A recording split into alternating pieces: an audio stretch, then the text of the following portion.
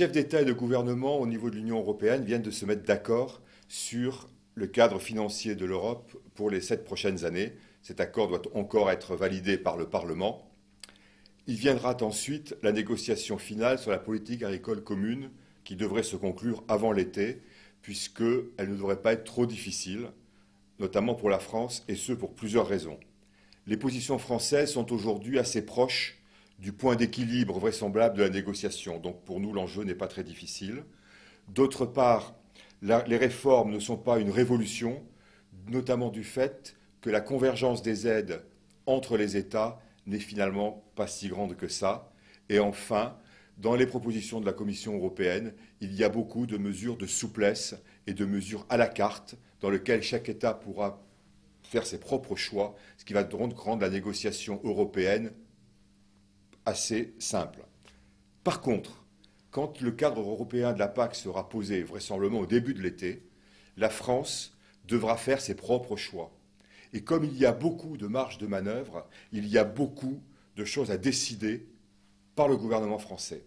Et là, on va être sur une situation beaucoup plus délicate, parce que les enjeux d'équilibre entre les territoires et entre les filières sont vraiment importants, notamment entre la question du soutien à l'élevage et la question du soutien aux grandes cultures.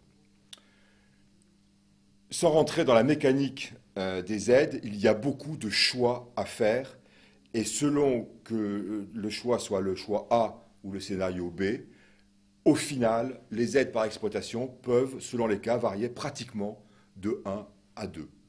Donc ce sont des éléments déterminants avec une grosse difficulté entre les différents territoires.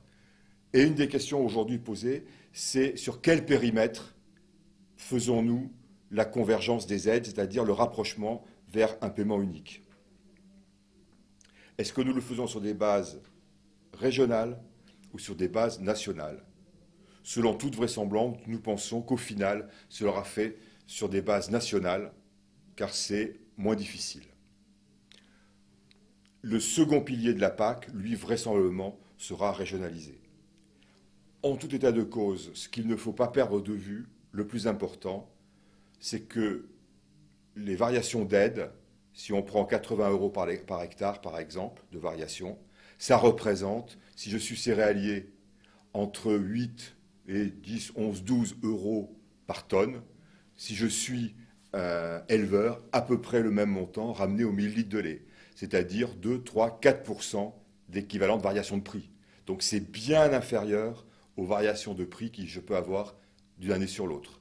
Donc la question des aides est importante. En tant que dirigeant d'entreprise agricole, je dois avant tout me focaliser sur ma stratégie performante et produire pour des marchés porteurs.